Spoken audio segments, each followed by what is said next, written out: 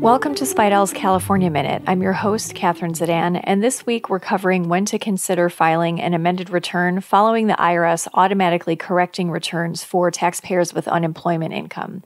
Before we start, I want to announce that as we've done for the past few years, we are doing our annual fundraiser for the Salvation Army.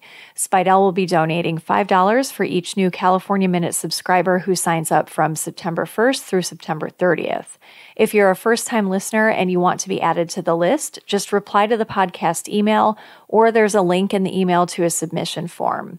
Also, on September 26th, we'll be doing $1 per listener donation to the Salvation Army, so make sure you check out that podcast so we can count you toward the donation amount. In July, the IRS started sending refunds to taxpayers they identified as having overpaid taxes due to the unemployment insurance exclusion. According to the IRS, taxpayers with unemployment income didn't have to amend their returns because the IRS reviewed Forms 1040 and 1040-SR that were filed before the enactment of the ARPA to identify people who were owed an adjustment. To determine these refund amounts as quickly as possible, the IRS took the amount of the unemployment exclusion, up to $10,200 or $20,400 for couples filing jointly, and multiplied it by the taxpayer's tax bracket. This calculation worked fine for a number of taxpayers, but in some cases, by filing an amended return, the taxpayer may have netted a larger refund. While most taxpayers didn't have to take any action to get the refund, it's important to note that the IRS only recomputed certain credits using the new reduced AGI amounts.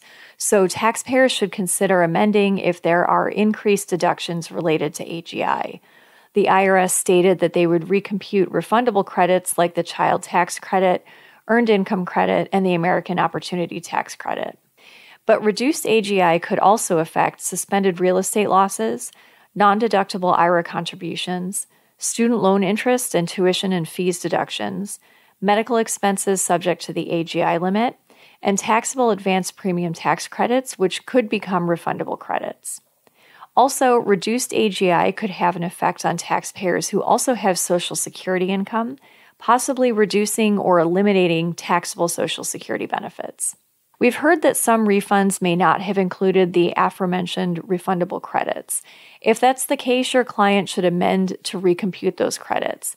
But also, if the decreased AGI qualified them for increased refunds for decreased Social Security or other deductions, you would also want to consider amending those returns as well.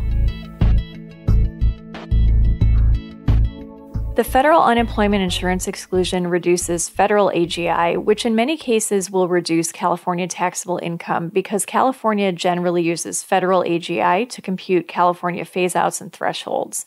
This means that taxpayers who qualify for the federal exclusion are also entitled to California refunds. The FTB has announced that they will automatically adjust California returns for taxpayers who received unemployment benefits and qualify for California's Earned Income Tax Credit. The reduced federal AGI may impact a taxpayer's eligibility for the Earned Income Tax Credit, Young Child Tax Credit, and the $600 Golden State Stimulus Payment. The FTB will not automatically adjust other amounts on the California return that are limited by federal AGI. For example, phase-outs of itemized deductions and exemption credits, as well as certain itemized deductions such as medical, charitable, and miscellaneous itemized deductions subject to 2% of federal AGI. If a taxpayer claimed the unemployment exclusion, they'll need to file amended California returns to receive these increased tax benefits.